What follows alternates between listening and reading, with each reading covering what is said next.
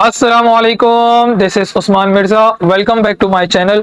बेटा, इस वीडियो के अंदर हम डिस्कस कर रहे होंगे कॉन्सेप्चुअल सीरीज लेक्चर नंबर 5 और lecture number 5 for specially for aptitude test preparation. यानी अगर आप किसी भी यूनिवर्सिटी की एप्टीट्यूड टेस्ट की तैयारी कर रहे हैं तो ये क्वेश्चन जो है, जो न्यूमेरिकल सब हम डिस्कस कर रहे होंगे इस वीडियो के अंदर, वो बहुत कॉमन होते हैं। यानी ये परसेंटेज न्यूमेरिकल्स की फॉर्म में है। यानी जैसे क्वेश्चन आपको नजर भी आ रहा है और क्वेश्चन के अंदर बोला जा रहा है कि अगर volume of gas is decrease by 10% during an isothermal process, तो प्रेशर पर क्या इफेक्ट पड़ेगा। तो परसेंटेज वाले क्वेश्चन जो है नॉर्मली बहुत कॉमन होते हैं। अगर आप एमडी कैट की या ई कैट की या किसी और यूनिवर्सिटी के एप्टीट्यूड टेस्ट की तैयारी कर रहे हैं तो उसके अंदर ये बड़े कॉमन क्वेश्चन समझे जाते हैं और ये लाजमी क्वेश्चन आता है। तो इस वीडियो के अंदर हम डिटेल डिस्कशन करेंगे, इस तरह के बहुत सारे क्वेश्चन को अटेम्प्ट करेंगे ताकि आपके कॉन्सेप्ट बिल्ड हो सके। और अगर आपके सामने कोई भी क्वेश्चन इस तरह का आ जाए जिसके अंदर परसेंटेज वाइज किसी पैरामीटर को इंक्रीज किया जा रहा है और आपसे बोला जा रहा है कि भाई दूसरे पैरामीटर के ऊपर क्या इफेक्ट पड़ेगा, तो आप बताइए, तो उस क्वेश्चन को आप इजीली सॉल्व कर सकें और अपने एग्जामिनेशन को एस कर सकें। अगर आप मेरे चैनल पर न्यू हैं तो आप मेरे चैनल को सब्सक्राइब कर लीजिए। और अगर आप किसी यूनिवर्सिटी के एप्टीट्यूड टेस्ट की तैयारी करना चाहते हैं तो आप मुझसे इस सेल नंबर पर कॉन्टैक्ट कर सकते हैं। चलिए क्वेश्चन वन के अंदर क्या बोला जा रहा है। If the volume of a gas is decrease by 10%, यानी volume of a gas is decrease by 10% during an isothermal process, pressure will be, then the final pressure will be, यानी change in pressure पर क्या होगा, कितने percent decrease करेगा या increase करेगा। तो सबसे पहले तो हम इसके अंदर जो वर्ड मेंशन हुआ है और आइसोथर्मल प्रोसेस मेंशन हुआ है, इसको जरा थोड़ा डिस्कस कर लेते हैं। तो आइसोथर्मल प्रोसेस क्या होता है। आइसोथर्मल प्रोसेस एक ऐसा प्रोसेस होता है जिसके अंदर टेम्परेचर ऑफ अ सिस्टम क्या रहता है, कांस्टेंट रहता है। टेम्परेचर क्या रहता है, कांस्टेंट रहता है। टेम्परेचर चेंज नहीं होता, यानी डिफरेंस ऑफ टेम्परेचर क्या होता है, जीरो होता है। यानी और आप यह कह सकते हो चेंज इन इंटरनल एनर्जी जो है वो भी जीरो होती है। और यहाँ पर क्या होता है, यहाँ पर हम बॉयल्स लॉ अप्लाई कर सकते हैं, बॉयल्स लॉ अप्लाई कर सकते हैं जिसके अकॉर्डिंग ये है कि volume and pressure are inversely proportional at constant temperature. तो यहाँ पर हमें यही बात बताई जा रही है कि भाई हमारा जो प्रोसेस है वो आइसोथर्मल है और आइसोथर्मल के अंदर टेम्परेचर कांस्टेंट है। तो यहाँ पर बॉयल्स लॉ अप्लाई कर सकते हैं जिसका रिलेशन हमें मालूम है कि P1 V1 will be equals to P2 V2, यानी initial volume and initial pressure is equals to final volume and final pressure. तो हमें लेट्स से हम मान लेते हैं कि हमारे पास जो वॉल्यूम ऑफ अ गैस है उसका इनिशियल वॉल्यूम हमने कंसिडर कर लिया एज V, और फाइनल वॉल्यूम क्या है, फाइनल वॉल्यूम डिक्रीज हो रहा है। तो कितना डिक्रीज हो रहा है, V1 में से हमने 10% माइनस कर देना है, 10% ऑफ V1 माइनस कर लेना है।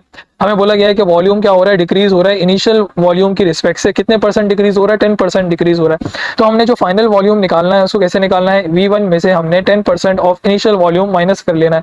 अब परसेंटेज को अगर मुझे एलिमिनेट करना है तो अच्छा, V1 की जगह पर आपने V मेंशन कर लिया और परसेंटेज को अगर एलिमिनेट करना है तो डिवाइड बाय 100 कर लेंगे, डिवाइड बाय 100 इनटू यहाँ पर भी V लिख लेते हैं, V1 की जगह पर V। और हमारे पास ये जो V2 की वैल्यू आ रही है वो कितनी आ रही है, यहाँ पर हमने कैंसिल आउट कर लिया तो नीचे आ गया हमारे पास 10, यानी 1/10 जो कि 0.1 हो जाएगा। तो 1 में से 0.1 मैंने माइनस कर लिया तो मेरे पास क्या आ जाएगा 0.9 V। 1 में से 0.1 माइनस किया, इसको चले यहाँ पर ये वाला स्टेप हम यहाँ पर मेंशन कर लेते हैं। 1 V में से हमने 0.1 V हमने माइनस कर लिया तो हमारे पास क्या आ जाएगा 0.9 V आ जाएगा, जो कि मैंने मेंशन कर लिया। अब हम लेट्स से कंसीडर कर लेते हैं कि हमारे पास इनिशियल गैस का जो प्रेशर था, इनिशियली जो गैस का जो प्रेशर था वो P है, यानी P1 को हमने P कंसीडर कर लिया। तो हमारा फाइनल प्रेशर क्या होगा, फाइनल प्रेशर हमें कैलकुलेट करना पड़ेगा। और फाइनल प्रेशर अगर हमें कैलकुलेट कर लेता हूं तो फिर मैं चेंज ऑफ प्रेशर बता सकता हूं, यानी difference of pressure divide by, यानी परसेंटेज चेंज इन प्रेशर कितना होगा ये मुझे कैलकुलेट करना है। और वो यकीनन अगर मेरा वॉल्यूम डिक्रीज कर रहा है तो मेरा प्रेशर को इंक्रीज करना चाहिए, प्रेशर को इंक्रीज करना चाहिए अकॉर्डिंग टू बॉयल्स लॉ। अगर मेरा वॉल्यूम डिक्रीज कर रहा है, जो सवाल के अंदर बताया भी गया 10%, तो प्रेशर को इंक्रीज करना चाहिए। तो इसके अंदर हम दो ऑप्शंस को एलिमिनेट कर सकते हैं। अगर हमारे पास कुछ थोड़ा सा सेंस मौजूद है जिससे हमें थोड़ा सा चीज़ मालूम है तो हम यहाँ पर दो ऑप्शंस को एलिमिनेट कर सकते हैं, यानी डिक्रीज वाला ऑप्शन नहीं हो सकता, यानी हमारा प्रेशर जो है वो डिक्रीज नहीं हो पाएगा। इसका मतलब ऑप्शन बी को मैंने एलिमिनेट कर दिया और ऑप्शन ए को एलिमिनेट कर दिया, या तो ऑप्शन सी सही है या ऑप्शन डी सही है। तो इन दोनों के लिए हमें कैलकुलेशन परफॉर्म करनी पड़ेगी। मोस्ट ऑफ द स्टूडेंट क्या करेंगे, अगर मेरा वॉल्यूम डिक्रीज हो रहा है 10% तो हम प्रेशर को 10% इंक्रीज करके इसके ऊपर टिक कर देंगे, बट ऐसा नहीं, इसे हमें कैलकुलेशन परफॉर्म करनी पड़ेगी। कैलकुलेशन परफॉर्म करके हमें चेक करना पड़ेगा, ठीक है। तो यही कॉन्सेप्ट आपका यहाँ पर एस्टैब्लिश भी करना है हमने।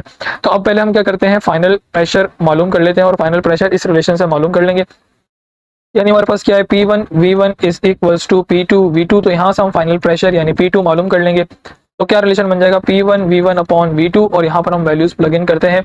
तो P2 will be equals to P1 की वैल्यू हमारे पास क्या है, P1 की वैल्यू हमारे पास P है, और हमारे पास V1 की वैल्यू V है, और हमारे पास क्या है, V2 की वैल्यू कितनी है 0.9 V। ये B से हमने कैंसिल आउट कर लिया, तो हमारे पास क्या आ गया, ये आ गया 1/0.9, यानी हम इसको क्या लिख सकते हैं, 10/9 लिख सकते हैं, यानी 1.1 भी मेंशन कर सकते हैं। तो हम यहाँ पे लिख लेते हैं 10/9, यानी ये बन जाएगा 9/10 नीचे बन जाएगा, और उसको आप रेसिप्रोकेट करके लिखोगे तो 10/9 आ जाएगा, 10/9 10/9 आ जाएगा P। तो इसको जरा V को हम एलिमिनेट करके हम लिख लेते हैं P, यहाँ पर आ जाएगा, क्योंकि V से V तो कट गया हमारे पास, तो यहाँ पर आ जाएगा P। अब हम फर्दर क्या करते हैं, हम यहाँ पर क्या मालूम करना है हमें कि परसेंटेज इंक्रीज इन प्रेशर कितना होगा, ये हमें बताइए, यानी परसेंटेज कितना होगा ये बताना। इंक्रीज तो हमने खुद डिसाइड कर लिया कि प्रेशर हमारा वॉल्यूम डिक्रीज हो रहा है तो प्रेशर इंक्रीज ही होगा, और यहाँ से भी हम जस्टिफाई कर लेंगे कि हमारी वैल्यू जो है वो पॉजिटिव आएगी। अगर वैल्यू आपकी पॉजिटिव आएगी परसेंटेज की, तो आप बोलोगे कि आपका जो पैरामीटर है वो इंक्रीज कर रहा है, और अगर नेगेटिव आएगा तो फिर आप उसमें डिक्रीज पे ऑप्शन पे टिक कर लोगे। तो चेंज इन प्रेशर को हम कैसे लिख सकते हैं, P2 minus P1 divide by initial pressure P1 है, मल्टीप्लाई बाय 100 कर लेंगे परसेंटेज में कन्वर्ट करने के लिए। तो P2 हमारे पास कितना है 10/9 P है, 10/9 माइनस क्या है P है, divide by P multiply by 100। Further इसकी सिंप्लीफिकेशन करते हैं, तो भाई इसका मैंने एलसीएम निकाल लिया, तो मेरे पास क्या आ जाएगा, मेरे पास आ जाएगा 9, और ये हो जाएगा 10 - 9 divide by 9, 10 - 9 divide by 9 into P divide by P। P से P कट जाएगा, P से P कट जाएगा, मल्टीप्लाई बाय 100 भी हो जाएगा, मल्टीप्लाई बाय 100, तो ये हो जाएगा 1/9 मल्टीप्लाई बाय 100। जब इसको मैं सिंप्लीफाई करूंगा तो मेरे पास आंसर आ जाएगा, मेरे पास जो फाइनल प्रेशर आ जाएगा वो कितना आ जाएगा 11.11%, 11.11%। तो यहाँ से आपको नजर आ रहा है कि आपने 10% आपका इंक्रीज नहीं हो रहा, बल्कि कितना हो रहा है 11.11% हो रहा है, जो कि ऑप्शन डी में आपको सही नजर आ रहा है। तो इसका राइट आंसर बन जाएगा आपका ऑप्शन डी। अब इसका तरीका भी है, उसको आप एक दो दफा सॉल्व करेंगे तो इसका आप शॉर्ट मेथड भी कर सकते हो, यानी सिंपल क्वेश्चन करते हैं, और नेक्स्ट क्वेश्चन के अंदर क्या बोला जा रहा है, if the kinetic energy of a moving body is increase by 30%, 300%, यानी काइनेटिक एनर्जी कितने परसेंट इंक्रीज हो रही है, 300% इंक्रीज हो रही है। तो हम लेट से मान लेते हैं कि हमारे पास इनिशियल काइनेटिक एनर्जी किसके बराबर है, इनिशियल काइनेटिक एनर्जी हमारे पास काइनेटिक एनर्जी के बराबर है। तो फाइनल काइनेटिक एनर्जी क्या हो जाएगी, फाइनल काइनेटिक एनर्जी हमारे पास क्या आ जाएगी, इनिशियल काइनेटिक एनर्जी के अंदर आपने क्या करना है 300% की एडिशन कर देनी, क्योंकि इसने बोला इंक्रीज करो, यानी इंक्रीज में आपने एडिशन करनी है, और अगर डिक्रीज बोलेगा तो फिर आप सब्ट्रैक्शन करोगे। तो इसमें बोला गया है इंक्रीज करो, इंक्रीज करो किसके अंदर इंक्रीज करो, काइनेटिक एनर्जी के अंदर इंक्रीज करो। तो भाई अगर मैं परसेंटेज को हटाता हूँ, यानी 300 को मैं 100 से डिवाइड कर लेता हूँ, मेरे पास क्या आ जाएगा 3 आ जाएगा, और 3 + 1 करूंगा तो टोटल आ जाएगा 4 इंटू काइनेटिक एनर्जी, और काइनेटिक एनर्जी कह रहे हैं सिंपल। तो मेरे पास जो फाइनल काइनेटिक एनर्जी वो कितनी आ गई 4 times of the kinetic energy आ गई। अब हमें बोला जा रहा है कि भाई बताओ कि मोमेंटम में कितना इंक्रीज आएगा, तो मोमेंटम में क्या 300% इंक्रीज आएगा। तो इसका आंसर आपको कैलकुलेट करना पड़ेगा। नॉर्मली बच्चे क्या करते हैं कि भाई एक चीज काइनेटिक एनर्जी इंक्रीज हो रही है तो मोमेंटम भी 300% इंक्रीज हो जाएगा, ऐसा नहीं है, बल्कि आपको इसका रिलेशन मालूम होना चाहिए। तो हम रिलेशन कैलकुलेट करके चेक करते हैं। सबसे पहले तो मालूम होना चाहिए मोमेंटम और काइनेटिक एनर्जी में क्या रिलेशन होता है। तो देखिए काइनेटिक एनर्जी को हम डिफाइन कर सकते हैं as, kinetic energy can be define as momentum square divide by 2m। तो यहाँ से जो मोमेंटम का रिलेशन बनेगा, मोमेंटम स्क्वायर का रिलेशन आ जाएगा 2m इंटू काइनेटिक एनर्जी, और सिंपल मोमेंटम का जो रिलेशन बन जाएगा वो क्या बन जाएगा √2m into kinetic energy, √2m into kinetic energy. ये मेरे पास किसका रिलेशन आ गया, ये मेरे पास मोमेंटम का रिलेशन आ गया। तो लेट्स से कि हमारे पास जो इनिशियल मोमेंटम है ऑफ अ बॉडी उसको हम बोल देते हैं, इनिशियल मोमेंटम को हमने बोल दिया p। तो फाइनल मोमेंटम क्या होगा, फाइनल मोमेंटम हमारे पास क्या होगा, उसके लिए हमें ये रिलेशन इस्तेमाल करना पड़ेगा। तो फाइनल मोमेंटम यानी p2 निकालने के लिए हम क्या करेंगे 2m इंटू काइनेटिक एनर्जी की यहाँ पे लिख देंगे काइनेटिक एनर्जी 2, काइनेटिक एनर्जी 2, और काइनेटिक एनर्जी 2 की वैल्यू यहाँ सब्स्टिट्यूट कर देंगे। 2m इंटू यहाँ पर आ जाएगा 4 इंटू काइनेटिक एनर्जी, यानी 4 का स्क्वायर रूट निकाला तो मेरे पास क्या आ जाएगा 4 का स्क्वायर रूट निकालूंगा तो 2 आ जाएगा, और नीचे अंदर आ जाएगा 2m into kinetic energy. 2m into kinetic energy मेरे पास किसके बराबर है, मोमेंटम, इनिशियल मोमेंटम के बराबर है। तो यहाँ पर मेरे पास आ गया 2p। अब मुझे क्या मालूम करना है percentage change in momentum. Percentage change in momentum calculate करने के लिए मैं क्या करूंगा, final momentum minus initial momentum divide by initial momentum multiply by 100। तो फाइनल मोमेंटम मेरे पास कितना है 2p है, उसमें से initial momentum p divide by p multiply by 100 किया, तो 2p में से p माइनस किया तो p आ जाएगा, p डिवाइड बाय p जो कि कैंसिल आउट हो जाएगा, यानी सिर्फ आ जाएगा यहाँ पर 1 को मैं 100 से मल्टीप्लाई करवाऊंगा तो मेरे पास कितना आ जाएगा 100%, यानी मेरा मोमेंटम कितने इंक्रीज होगा, मोमेंटम इंक्रीज हो जाएगा बाय 100%, मोमेंटम इंक्रीज हो जाएगा बाय 100%। बोला जा रहा है नेक्स्ट क्वेश्चन के अंदर बोला जा रहा है if the radius of the earth is reduces by 1%, यानी आपका जो अर्थ का रेडियस है वो क्या है रिड्यूस हो रहा है by 1% while its mass remain unchange. जो रेडियस ऑफ द अर्थ है उसको हमने क्या कर लिया रिड्यूस कर दिया। अब रिड्यूस का मतलब है यहाँ पर आपने डिक्रीज करना है। तो लेट्स से आप पहले बोलोगे कि आपका इनिशियल रेडियस क्या है, इनिशियल रेडियस ऑफ द अर्थ, इसको हम r1 से रिप्रेजेंट कर रहे हैं, उसको हमने r कह लिया। अब हमें क्या बोला जा रहा है कि हमारा जो रेडियस ऑफ द अर्थ है, रेडियस ऑफ द अर्थ वो क्या हो रहा है, यानी जो फाइनल रेडियस है वो डिक्रीज कर रहा है, और कितने टाइम्स डिक्रीज कर रहा है, 1% times of the earth radius reduce कर रहा है, 1% of the earth radius reduce कर रहा है। तो हम क्या करेंगे, यहाँ पे लिख लेंगे 1/100, 1/100 इंटू आर वन, R1, और ये R2 बराबर हो जाएगा कितने, 1/100, यानी हमारे पास आंसर आ जाएगा R1 will be equals to 0.01 into R, और ये बन जाएगा हमारे पास R2 will be equals to 0.99 R, 0.99, यानी 1 में से आपने 0.01 माइनस किया तो आपके पास आ जाएगा 0.99 R। अब हमें मालूम है, हमें क्या मालूम करना है, अच्छा इसके अंदर जो इंपॉर्टेंट चीज़ है वो ये बताइए कि हमारे पास जो मास है, मास ऑफ द अर्थ वो क्या है, कांस्टेंट है, मास ऑफ द अर्थ जो है हमारे पास कांस्टेंट है। और हम ग्रेविटी का अगर रिलेशन देखें, यानी acceleration due to gravity on the surface of the earth का रिलेशन देखें, तो हमें मालूम होती है ग्रेविटी ऑफ द अर्थ बराबर होती है GME divided by R square. यहाँ पर R जो है वो रेडियस ऑफ अर्थ को रिप्रेजेंट कर रहा है। तो GME वाला पैरामीटर तो मेरे पास कांस्टेंट है, यानी जो मैं कह सकता हूँ कि ग्रेविटी और रेडियस जो है वो इनवर्सली प्रोपोर्शनल है। अगर मेरी अर्थ जो है वो रिड्यूस हो रही है तो ग्रेविटी को इंक्रीज करना चाहिए, यानी ये वाले दो ऑप्शन तो हमने कट कर दिए। इसके अंदर बोला जा रहा था डिक्रीज, तो डिक्रीज तो नहीं होगा, मेरा अर्थ जो है वो रिड्यूस हो रहा है, अर्थ का रेडियस जो है वो रिड्यूस हो रहा है, तो ग्रेविटी तो इंक्रीज करेगी, ग्रेविटी इंक्रीज करेगी, तो हमें इंक्रीज वाले ऑप्शन पे जाना चाहिए।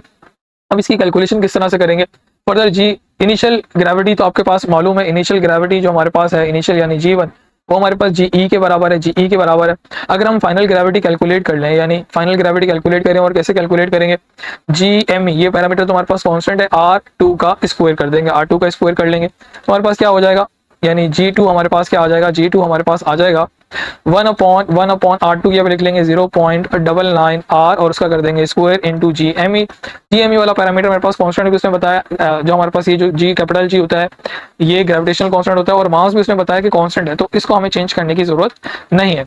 तो G2 will be equals to 1/0.99 R का स्क्वायर, यानी 0.99 का स्क्वायर करना पड़ेगा। 0.99 का स्क्वायर अगर आप करोगे तो आपका आंसर अप्रोक्सीमेट जो आ जाएगा वो आ जाएगा 1.02, और आगे आप लिख लोगे GME divide by R square. अभी जो GME अपॉन R स्क्वायर है ये आपके पास इनिशियल ग्रेविटी, यानी आप लिख लोगे 1.02 इंटू इनिशियल ग्रेविटी। अब आपको क्या मालूम करना है, अब आपको परसेंटेज चेंज इन ग्रेविटी मालूम करना है। परसेंटेज चेंज इन ग्रेविटी मालूम करने के लिए क्या करोगे, final gravity minus initial gravity into initial gravity multiply by 100। तो फाइनल ग्रेविटी आपके पास कितनी है, 1.02 इंटू G आई है, उसमें से हमने G माइनस कर लिया, यानी initial gravity divided by gravity multiply by 100। इसमें आप ग्रेविटी कॉमन ले लो, और सिंपल आप ग्रेविटी को आप कैंसिल भी कर सकते हो, 1.02 minus 1 divide by gravity multiply by 100।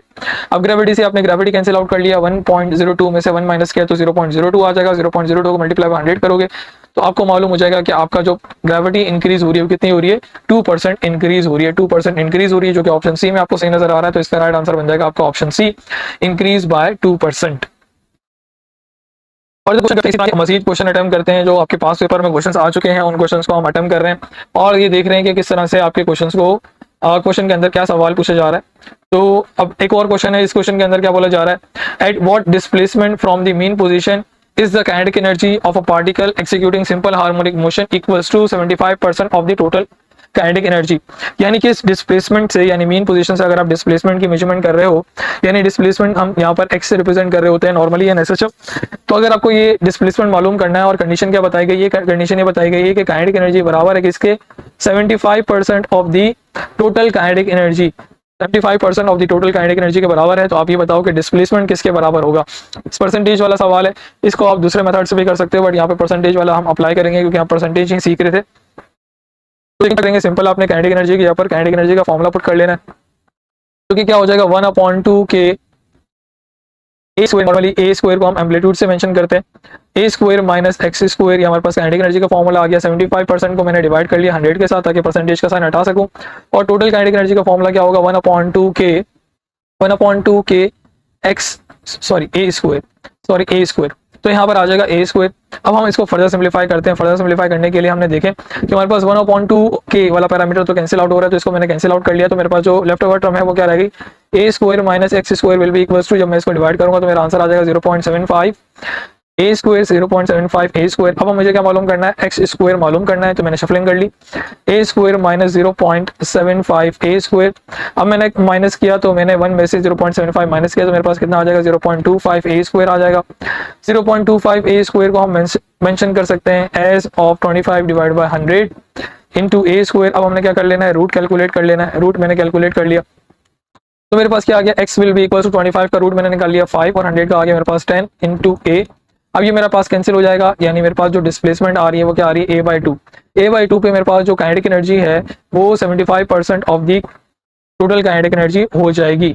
तो a/2 यानी डिस्प्लेसमेंट अगर हाफ हो जाती है तो मेरे पास क्या होगी, मेरे पास ये होगी कि मेरे पास काइनेटिक एनर्जी जो है वो 75% of the total kinetic energy आ जाएगी। तो डिस्प्लेसमेंट क्या आ गई, a/2, डिस्प्लेसमेंट आ गई मेरे पास a/2 जो कि ऑप्शन बी में सही नजर आ रहा है। तो इसका राइट आंसर बन जाएगा ऑप्शन बी। उसके अंदर नेक्स्ट क्वेश्चन के अंदर क्या बोला जा रहा है, if the side length of a solid copper cube is increase by 1%, यानी length of the side of the copper cube increase हो रही है बाय 1% ड्यू टू हीटिंग, यानी मैंने इस सॉलिड कॉपर क्यूब को इंक्रीज बाय 1% किया ड्यू टू हीटिंग, यानी मैंने हीट किया तो वो कॉपर वायर की जो लेंथ थी वो इंक्रीज हो गई बाय 1%। आपको मालूम करना है percentage increase in the volume, percentage change in the volume कितना होगा ये आप बताइए। तो क्योंकि हमारे पास सिंपल क्यूब गिवन है, सिंपल क्यूब गिवन है और परसेंटेज बहुत कम इंक्रीज हो रहा है, तो आप इसके अंदर अप्रोक्सीमेशन मेथड अप्लाई कर सकते हो जो कि मैं आपको यहाँ पे गाइड कर रहा हूँ। सिंपल अगर ये आपके पास परसेंटेज बहुत माइनर सा इंक्रीज हो रहा है, जैसे यहाँ पे बोला जा रहा है, अगर बोला जाता है 10%, 15% या 20%, तो फिर आप जो ऊपर मेथड मैंने आपको सिखाया वो आप अप्लाई करोगे।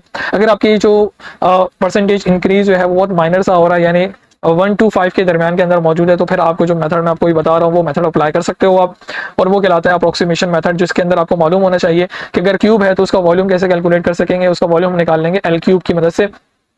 तो मुझे मालूम है कि जो पावर होती है उसको मैं कोफिशिएंट बना लेता हूं, यानी 3 times of the percentage change in the length. अब percentage change in the length मुझे कितनी बताई है, percentage change in the length मुझे बता दी है कि 1% है। तो सिंपल चेंज इन वॉल्यूम मुझे मालूम करने के लिए, परसेंटेज चेंज इन वॉल्यूम करने के लिए मैं क्या करूंगा, पावर को मैंने कोफिशिएंट बनाया है यहाँ पर और 3 से मैं 1% को मल्टीप्लाई कर लूंगा, तो मेरे पास जो वॉल्यूम में इंक्रीज आएगा वो कितना आ जाएगा, 3%। ये जो अप्रोक्सीमेशन मेथड है ये आपने कब अप्लाई करना है, जब आपके पास परसेंटेज जो है वो माइन्यूट से इंक्रीज हो रही हो, यानी 1 to 5% तक इंक्रीज हो रही हो, तो आपको रिलेशन अगर मालूम होगा तो आप सिंपल मेथड से ये अप्लाई कर सकते हो और इस तरह आप simply percentage change in volume calculate कर सकते हो फॉर द क्यूब। और अगर कोई दूसरा, अगर आपके पास स्फीयर होता तो उसके अंदर आप डिफरेंट मेथड अप्लाई कर सकते हैं। ये क्वेश्चन आपने करना और कमेंट बॉक्स में बताना है कि इसका आंसर क्या होगा। अगर आपको ये वीडियो पसंद आए और आपने इस वीडियो से कुछ सीखा तो आप इस वीडियो को थम्स अप कर दीजिए और कमेंट बॉक्स में इस क्वेश्चन का आंसर दीजिए। और अगर आप चाहते हैं कि आपको इसी तरह से मज़ीद वीडियो मिल सकें तो आप मेरे चैनल को सब्सक्राइब कर लीजिए, बेल आइकन को भी प्रेस कर लीजिए और जो दोस्त आपके एप्टीट्यूड टेस्ट की तैयारी कर रहे हैं उनको ये वीडियो शेयर कर दीजिए। इंशाल्लाह नेक्स्ट वीडियो में मुलाकात होती है। अल्लाह हाफ़िज़।